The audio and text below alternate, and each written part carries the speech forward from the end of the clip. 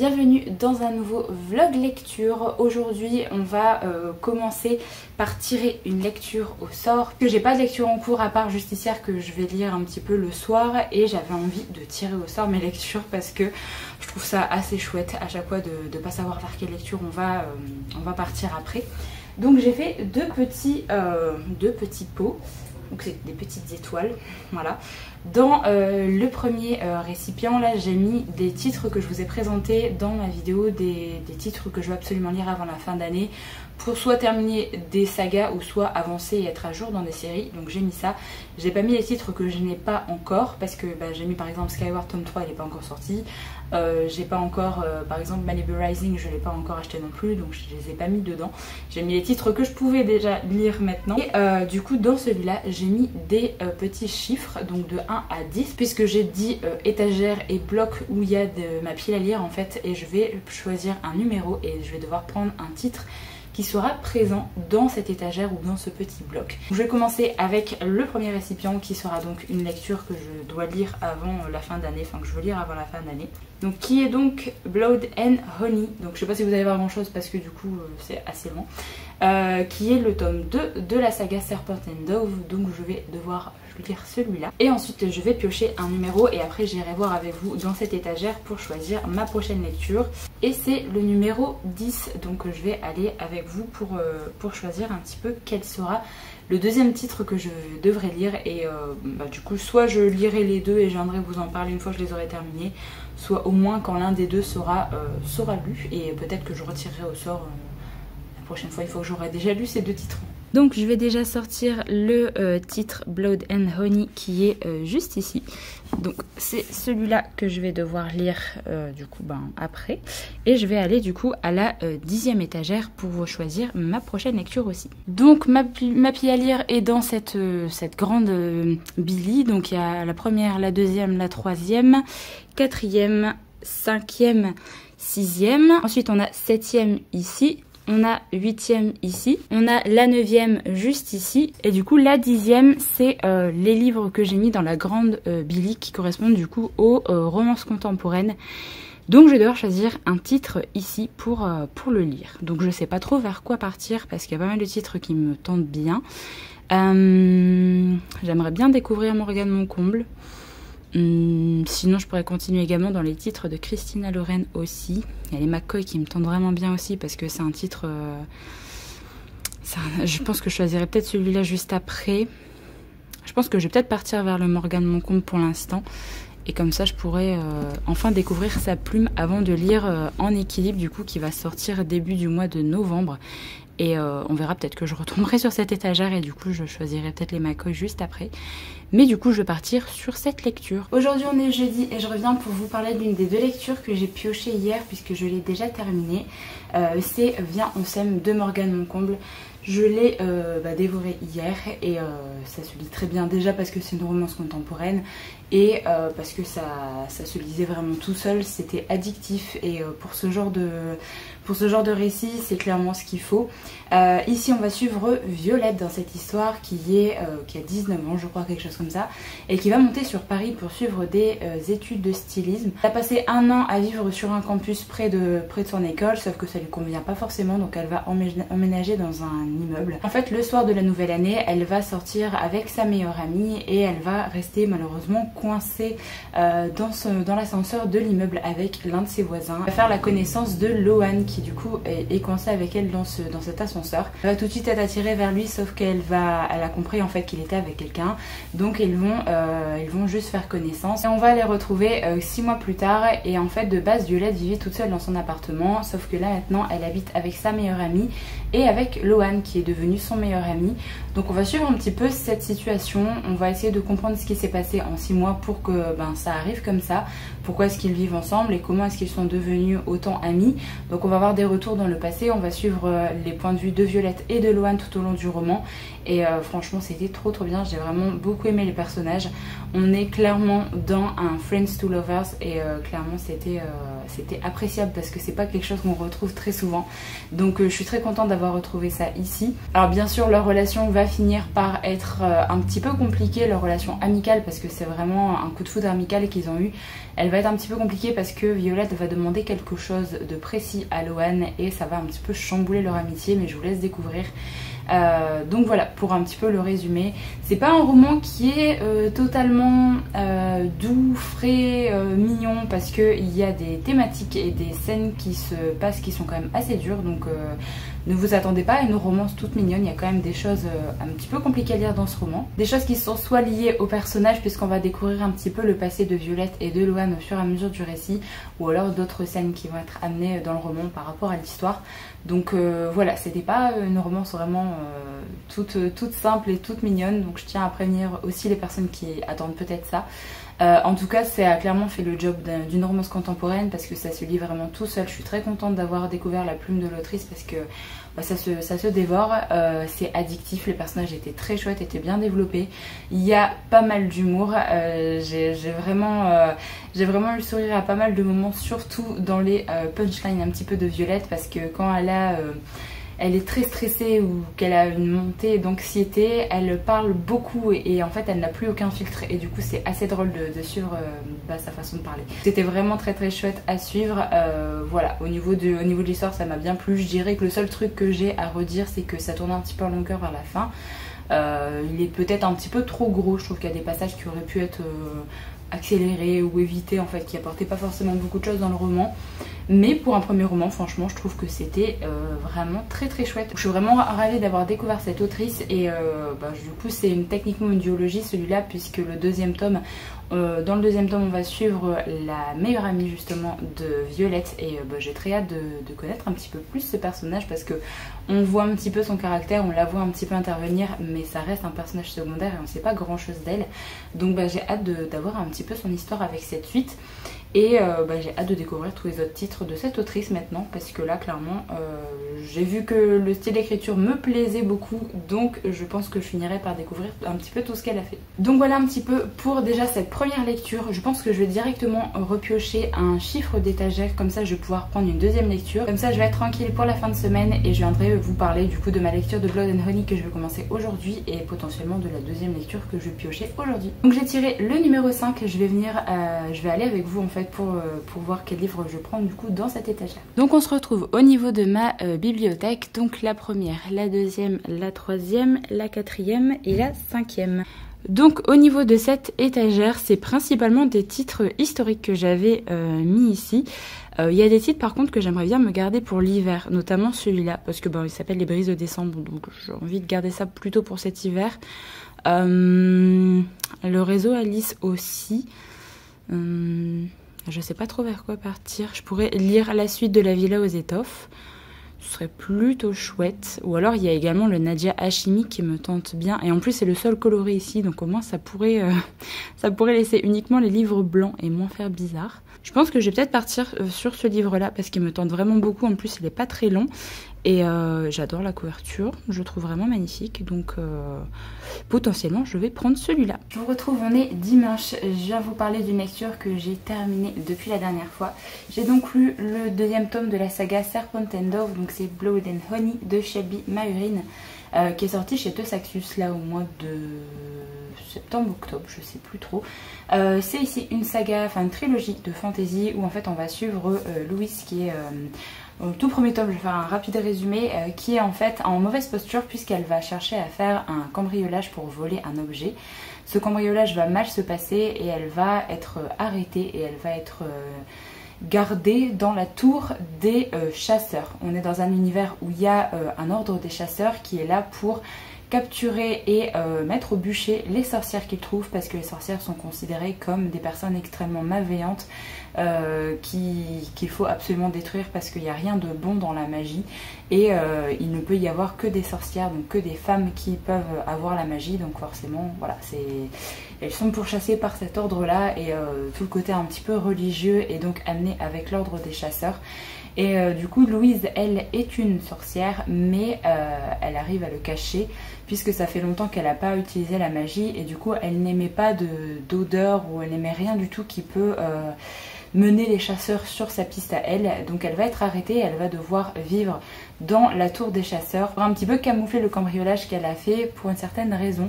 Mais ça va pas forcément bien se passer puisque elle, c'est une sorcière, elle a extrêmement peur de rester là-bas. Elle se dit que forcément quelque chose va peut-être mal tourner et on va découvrir que c'est une sorcière et qu'on va la mettre au bûcher. Et en fait, après certaines situations, elle va devoir cohabiter avec Red, qui est du coup un chasseur.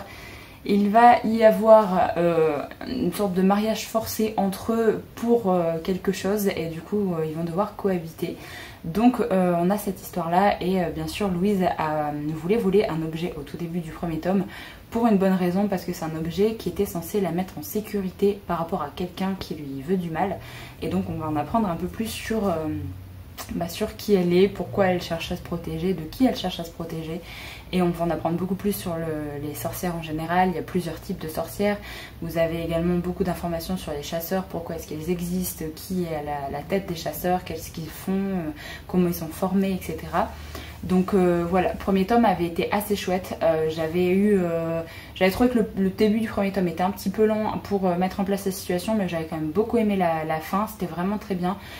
Vous avez vraiment un livre qui parle aux sorcières, qui vraiment met en avant les sorcières et pas comme d'autres romans où il y a une ou deux sorcières, là vraiment où il y a beaucoup de femmes qui pratiquent la magie. J'avais plutôt bien aimé le premier tome, franchement ça me donnait très envie de lire la suite et là malheureusement j'ai retrouvé le petit problème du tome 2 des trilogies, c'est-à-dire il ne se passe pas grand chose. Et à une époque, à chaque fois que je lisais une trilogie, et beaucoup de personnes le disaient aussi, c'est que le deuxième tome était très faible. Il se passait pas grand chose, on avait juste l'impression que c'était un tome filler où du coup l'auteur cherchait à broder un petit peu pour mettre vraiment beaucoup de choses dans le tome 3. Et ben là c'est clairement le cas parce que la première, il y a 3 parties dans le récit, la première et deuxième partie, il ne se passe rien. Vraiment c'était très long.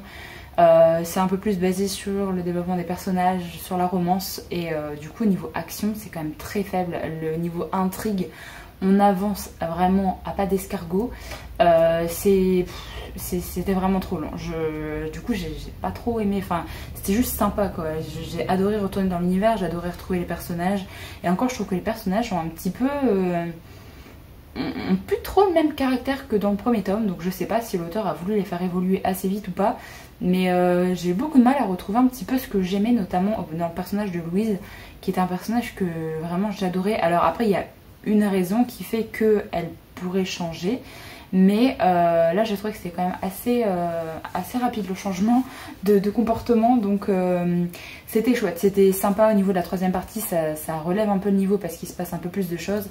On finit avec un petit cliffhanger à la fin, donc forcément ça me donne envie de terminer la trilogie et de conclure un petit peu cette série, parce qu'en plus j'adore l'univers, j'adore quand ça parle de sorcières, donc forcément je lirai le troisième tome avec plaisir, mais j'espère vraiment qu'il sera beaucoup plus rythmé et qu'il n'y aura pas 2 parties vraiment de brodage, parce que on parle de Pierre-Paul Jacques, ils vont à tel endroit, ils se séparent, ils se retrouvent, et en fait il se passe rien et on n'avance pas dans l'intrigue et c'est un petit peu énervant. Donc voilà, deuxième tome mitigé, je crois que j'ai mis 2,5 étoiles sur Goodreads, genre juste parce que j'ai adoré retourner dans l'univers, retrouver un peu les personnages et que la fin rattrape le niveau. Mais sinon voilà, il s'est pas passé beaucoup de choses et c'est un gros tome, hein. Il fait quand même quasi 600 pages, il fait 560 pages. Donc franchement, la troisième partie arrive assez tard en plus. Donc pendant, je dirais 300 pages, moi je dirais, je me suis un peu ennuyée. La troisième partie arrive page 479, donc jusque là c'était pas fou.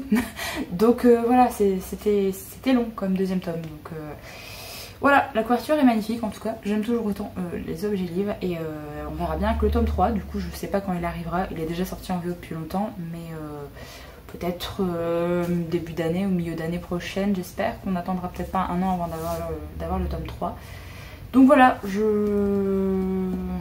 mitigée pour ce tome 2, on verra bien ce que ça donne avec la fin de la trilogie. Du coup j'ai commencé Là où brillent les étoiles de Nadia Hachimi, qui est donc publié chez Hauteville, et c'est ici un roman historique, contemporain historique je dirais, puisqu'en fait on va suivre Sitara qui a une dizaine d'années au début du roman. Alors j'ai uniquement lu le prologue et le premier chapitre, donc j'en suis page 26. Je vais pas pouvoir vous en dire grand chose. Là au tout début en fait ça se passe à Kaboul et on va suivre Sitara qui a une dizaine d'années qui dort chez l'une de ses amies, puisqu'en fait son père est un petit peu comme le premier ministre du président, enfin moi je vois ça comme ça, je sais pas si c'est vraiment ces termes là dans ce pays, mais du coup ils ont une réception en fait le soir, il y a pas mal d'autres pays qui sont invités et donc elle quand c'est comme ça avec sa famille ils dorment justement chez la famille du président directement pour être tranquille et comme ça les enfants ne sont pas séparés de leurs parents. Donc on suit juste ça et je sais qu'il va se passer quelque chose et qu'il va se passer un drame et qu'elle va devoir elle seule va survivre il me semble. On va suivre ça, je vous en reparlerai quand j'aurai avancé dans l'histoire parce que j'ai pas envie de relire à chaque fois le résumé, mais pour l'instant j'aime beaucoup l'écriture. Les deux chapitres que j'ai lus, enfin le premier et le prologue, ça se lisait vraiment très très bien. En plus de ça, j'ai absolument pas l'habitude de lire des romans qui se passent à Kaboul, donc j'espère que ce sera chouette. Et en fait au niveau du prologue, on suit du coup Sitara quand elle est beaucoup plus vieille et en fait elle nous dit je vais vous raconter mon histoire.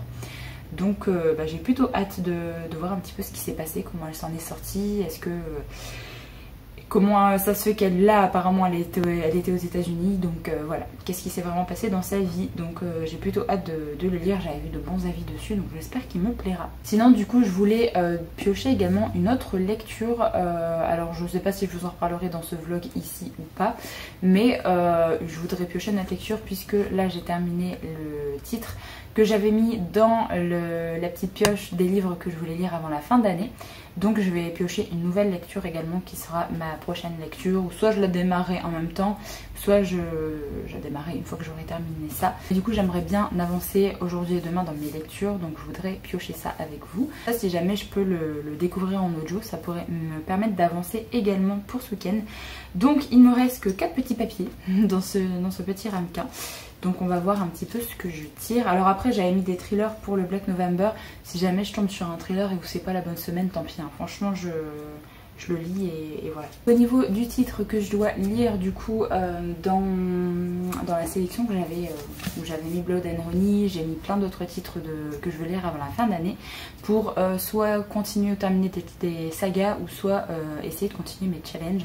Donc là j'ai pioché Après de Stephen King qui est donc un one shot. Je l'avais mis dans Black November, je sais plus pour quelle semaine, mais donc là du coup c'est pas grave, je le sortirai. De toute façon là demain on est le 31 octobre, on va commencer le mois de novembre, donc au moins je l'aurai lu également pour le mois de novembre. Je crois que je vais pouvoir le découvrir en version audio, donc ce sera plutôt pas mal. Je pense que je vous en reparlerai du coup assez vite pour essayer de voir si ce titre là me plaît. Alors, au niveau du résumé il me tentait vraiment bien. Là je vous avoue que je sais plus de quoi ça parle, mais quand j'avais lu le résumé j'avais vraiment très envie de découvrir ce titre là. Il me semble que c'est pour les Goodreads Choice Awards que j'avais du coup mis Après de Stephen King, qu'il avait soit gagné ou soit il était dans les premiers vainqueurs en fait de sa catégorie. Donc j'avais mis ce titre là parce que j'aime beaucoup quand même l'écriture de Stephen King, j'aime beaucoup ses histoires. Donc on verra bien ce que ça donne avec ce titre là. D'ailleurs en parlant de Stephen King, je suis actuellement en train de regarder The Mist qui est une série télé dispo sur Netflix qui est du coup une adaptation du roman Brume de Stephen King. Brume il me semble que c'était un roman plus young adulte je crois, enfin il est sorti dans la collection un petit peu jeunesse young adulte de Stephen King chez Albin Michel. Et par rapport à ce qui se passe, je me demande si vraiment c'est une adaptation fidèle ou pas du roman, parce que si vraiment c'est un roman qui était destiné young adulte ou jeunesse, là il se passe des trucs horribles en fait dans cette série, donc je ne sais pas si j'ai dit des bêtises ou pas, mais en tout cas c'est une adaptation du roman Brume et pour l'instant c'est assez chouette d'ailleurs pour la période un peu Halloween comme ça. Ça se regarde bien, il y a pas mal d'action, il y a pas mal de trucs dégueulasses qui se passent. Je suis plusieurs personnages d'une même ville et en gros il va y avoir une brume qui va s'installer sur la ville et qui va commencer à tuer des gens. On sait pas trop en fait ce qui se passe, mais on sait juste que si vous restez dans la brume c'est assez dangereux et en gros la brume s'épaissit à certains endroits et vous pouvez mourir en fait si vous restez là-dedans. Donc le mieux c'est de rester à l'intérieur de bâtiments où la brume ne peut pas trop rentrer. Et voilà, on sait pas trop ce qui se passe pour l'instant, donc je regarde cette série en ce moment et c'est plutôt chouette, ça se regarde vraiment bien. Dispo sur Netflix si jamais vous souhaitez la regarder. Donc voilà, j'en ai terminé là pour mon petit point lecture de ce dimanche. Je vous retrouve du coup bientôt pour vous parler soit de ma lecture de Là où brillent les étoiles ou alors de la lecture de Après de Stephen King. Alors je vous retrouve, on est lundi, je viens pour vous donner mon avis sur un des 2 romans parce que j'ai terminé Après de Stephen King. J'ai pas encore terminé Là où brillent les étoiles de Nadia Hachimi parce que hier du coup je devais faire des choses manuelles et donc j'ai préféré écouter le livre audio de Après de Stephen King et j'ai pas eu le temps de beaucoup avancer, donc ça je vous en reparlerai dans un prochain vlog du Nadia Hachimi parce que pour l'instant j'aime beaucoup ce que je lis, donc voilà, pour l'instant c'est plutôt bien parti. Je suis désolée aussi pour la luminosité parce que là il fait très moche chez moi aujourd'hui, donc je peux pas, il n'y a pas d'autre endroit où ce serait plus clair que ça. Donc bref, je voulais venir vous dire à quel point j'ai été déçue de cette lecture. Alors Après de Stephen King, c'est un audio qui est extrêmement court, il fait que 7 heures, donc vraiment ça s'écoute très vite. Et en fait j'avais plutôt bien aimé le résumé parce qu'en gros on va suivre un enfant alors qui va un petit peu casser le mur entre lui et nous, un petit peu comme Deadpool où il va nous raconter son histoire mais directement à nous, il va nous parler directement et donc il va nous raconter sa vie avec sa maman, une scène qui l'a marqué et un petit peu voilà son adolescence, etc. Il va nous raconter certains passages qui ont vraiment marqué sa vie. Donc on va suivre un petit peu ça et on se rend compte quand il commence à nous raconter un petit peu sa vie qu'il y a un moment qui l'a fortement marqué puisque c'est un moment où sa voisine est décédée et en fait il est rentré de l'école avec sa mère et son voisin est sorti et a dit à sa mère que sa femme était décédée. Et en gros lui il a un don, l'enfant, c'est Jamie je crois.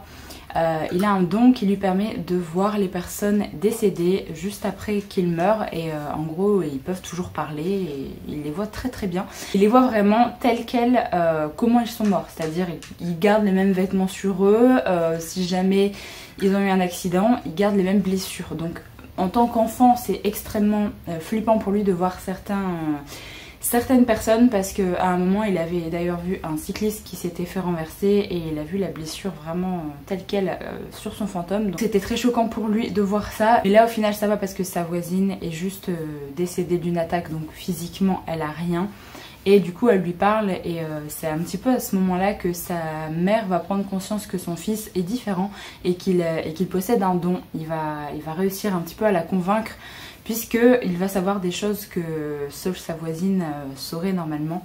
Donc voilà, on démarre un petit peu sur ce genre de résumé. On va suivre plusieurs épreuves de sa vie, on va dire plusieurs moments assez importants où il va croiser notamment des esprits qui vont marquer sa vie d'une certaine façon. Et en fait le truc c'est qu'on va suivre vraiment leur vie de tous les jours avec lui et sa mère. On va suivre vraiment toutes les galères que sa mère a pu avoir au niveau de son travail puisqu'en fait elle travaille dans le milieu de l'édition. Et son plus grand auteur, son auteur qui la faisait vivre et qui devait écrire le dernier roman de sa saga phare, vient de mourir à son bureau et il n'a pas encore écrit le dernier tome. Sa mère va vraiment péter un câble et va emmener son fils justement à l'endroit où l'auteur serait mort pour qu'il puisse peut-être voir l'auteur en tant qu'esprit et pour avoir toutes les informations sur ce fameux dernier tome puisque l'auteur ne prenait aucune note, il gardait tout en tête et il se mettait à l'ouvrage et écrivait son livre un peu d'une seule traite. Donc elle va emmener son fils pour avoir des informations sur ce livre pour l'écrire elle-même et pouvoir finaliser cette saga, dire que c'était l'auteur qui l'a écrit, voilà, etc. Donc sa mère va commencer un petit peu à utiliser son fils pour des fins personnelles par rapport à ça. Et en fait on va voir d'autres passages dans sa vie où il va également être utilisé contre son gré, notamment par la copine de sa mère, mais ça je vous laisse découvrir un petit peu qu'est-ce qui va se passer avec. Donc voilà un petit peu pour le résumé. Moi ça me tentait bien parce que déjà tout ce qui est fantastique, tout ce qui est des personnes qui ont des dons, etc. Moi j'adore lire ce genre de choses. C'est un petit peu le rêve d'avoir des pouvoirs, je pense, dans la vraie vie. Qui n'a jamais rêvé d'avoir tel ou tel pouvoir surnaturel? Et donc là le fait de suivre un enfant qui a un don comme ça pour voir les esprits. Bon c'est pas celui personnellement que j'aimerais avoir, hein, je vous avoue. Les esprits comme ça je pense que j'aurais très vite peur.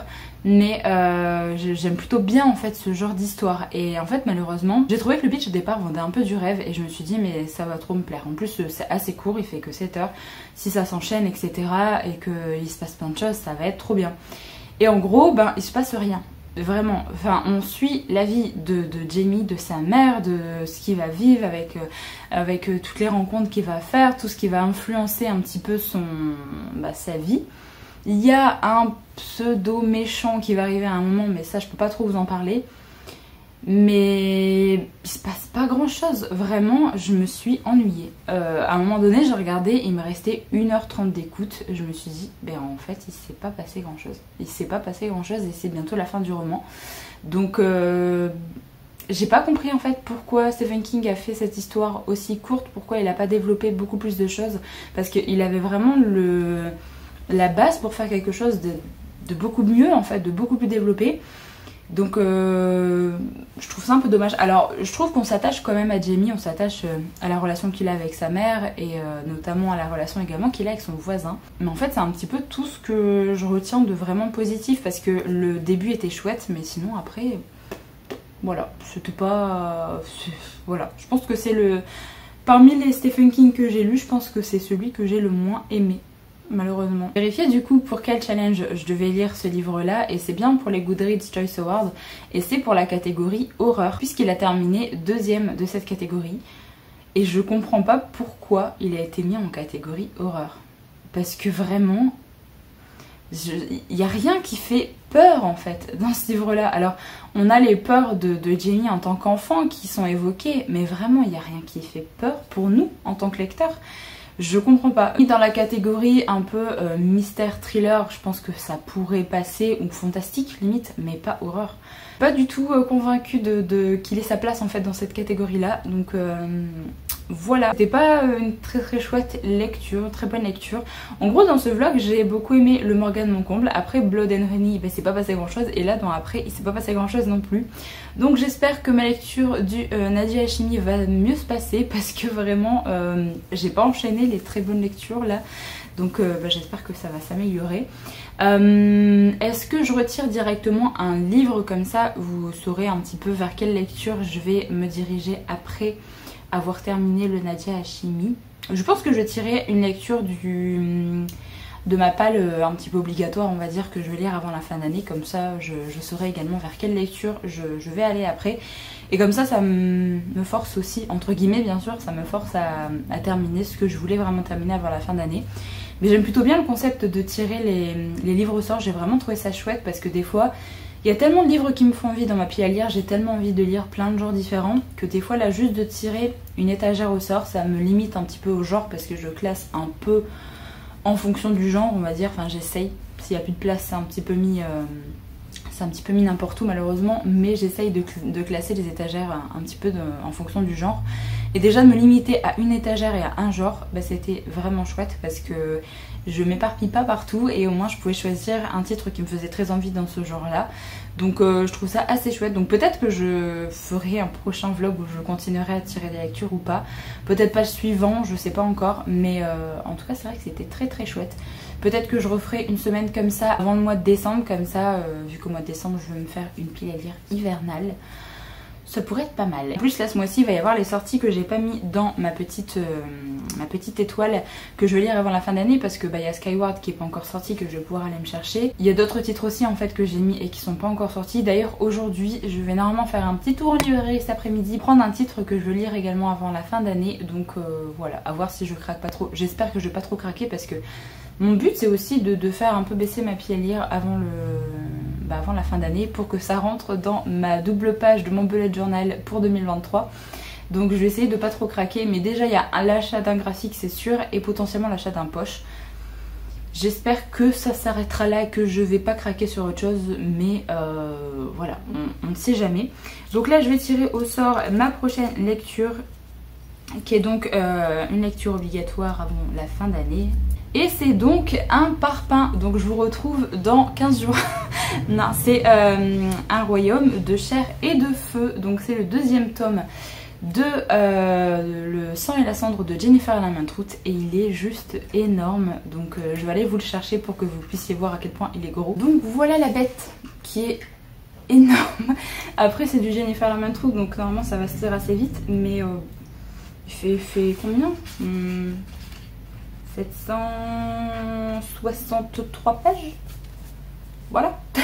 je vais peut-être pas commencer un vlog tout de suite, je pense que je vais avancer dans mes lectures avant d'ouvrir un prochain vlog parce que là, sinon je vais ouvrir le vlog et en fait je vais vous parler d'ici une semaine, le temps d'avoir avancé dans une des deux lectures et voilà, peut-être que je me prendrai une nouvelle lecture audio pour avancer dans une autre lecture en même temps parce que là je vais passer pas mal de temps de lecture pour cette briquette. Et en même temps j'ai très envie de voir dans quelle direction va partir l'auteur parce que le premier tome avait été comme une lecture mitigée. Il y avait des trucs que j'ai bien aimés, les personnages c'était pas trop ça, l'histoire en soi c'était pas trop ça, je trouve qu'on n'avait pas trop de développement de l'univers. Il y a quand même pas mal de petites choses que je voulais... Oula, on va éviter de faire tomber le livre, que je voulais voir développer dans la suite, donc que ce soit l'univers ou les personnages, donc il est extrêmement lourd, je vais le poser. Donc voilà, je vous reparlerai du coup de ce tome 2 bientôt quand j'aurai avancé cette énorme briquette. Donc voilà, je vais arrêter le vlog ici, j'espère vraiment qu'il vous a plu. Comme d'habitude, n'hésitez pas à me donner votre avis si jamais vous avez lu un des romans que j'ai présenté dans la vidéo. Je vous retrouve du coup très bientôt pour une prochaine vidéo, je sais pas encore laquelle. D'ailleurs si jamais vous avez des idées de vidéos pour la fin d'année, n'hésitez pas à me dire ça dans les commentaires parce que je suis un petit peu à la recherche de thématiques de vidéos. Il y en a que je veux faire mais c'est pas encore le moment, donc je vais attendre un petit peu, surtout pour le mois de novembre en fait je cherche un petit peu des idées. Donc n'hésitez pas à me dire ce que vous souhaiteriez voir sur la chaîne si jamais vous voulez des idées de recommandations, des tags, peu importe en fait ce genre de choses. Les vlogs il y en aura toujours parce que j'ai repris un petit peu le goût au vlog depuis le début de l'automne et c'est vrai que j'aime bien faire ça. Ou des idées de challenge pendant les vlogs si jamais, là vous voyez j'ai pioché un petit peu mes lectures. Si jamais vous avez une idée de challenge comme ça, n'hésitez pas à me faire savoir ça. J'avais aussi l'idée de, au lieu de piocher directement un chiffre pour une étagère, de piocher par exemple une thématique que je devrais respecter, ou bien par exemple je devrais lire un livre de plus de 500 pages, un livre de moins de 300 pages, un livre qui a une telle couleur sur la couverture, enfin ce genre de choses. Je pense que ça pourrait être fun aussi pour choisir des lectures que je voulais pas forcément lire tout de suite et en même temps continuer ma palle de lecture un petit peu obligatoire pour la fin d'année pour lire les sagas que je voulais avancer en plus. Donc ça je pense que je continuerai un petit peu à tirer au sort, surtout pendant tout le mois de novembre, à tirer au sort les lectures que je voulais terminer avant la fin d'année, comme ça ça me force à les sortir parce que on va pas se mentir que les lectures de 750 pages comme ça, je me motive jamais trop à les sortir de moi-même. Même si c'est des titres que j'adore, généralement je suis en mode... Déjà, bon, c'est pas très agréable à lire, je peux pas le lire allongé sur le canapé, ce genre de lecture. Donc c'est un petit peu compliqué pour manipuler. Après si je vois que j'avance pas trop, des fois je me prends en numérique pour essayer d'avancer aussi sur mon téléphone comme ça, parce que ce genre de livre je peux pas le prendre, hein. Vraiment j'ai pas envie de l'abîmer non plus et je peux pas l'emmener partout avec moi non plus. Donc les livres numériques sur téléphone c'est plutôt pas mal pour ça. Donc voilà, n'hésitez pas à me dire du coup si jamais vous avez des idées un peu de challenge pour les prochains vlogs du mois de novembre. Donc en attendant, je vous souhaite de passer une très bonne journée, j'espère que vous avez passé un bon Halloween. Moi du coup le 31 c'est ce soir. J'ai pas forcément grand chose de prévu, on va se regarder encore The Mist parce qu'on n'a pas encore terminé la série. On va manger des bonbons et voilà, ce sera notre Halloween à nous et ça nous va parfaitement pour tout vous dire. Et je continuerai un petit peu mes lectures aussi. Donc voilà, j'espère que vous avez passé un bon Halloween si jamais vous l'avez fêté ou pas fêté. Si jamais vous avez juste mangé des bonbons, et bien c'est très bien aussi. Donc voilà, je vous souhaite de passer une bonne journée. Moi je vous retrouve très bientôt dans une prochaine vidéo. Donc en attendant, prenez soin de vous.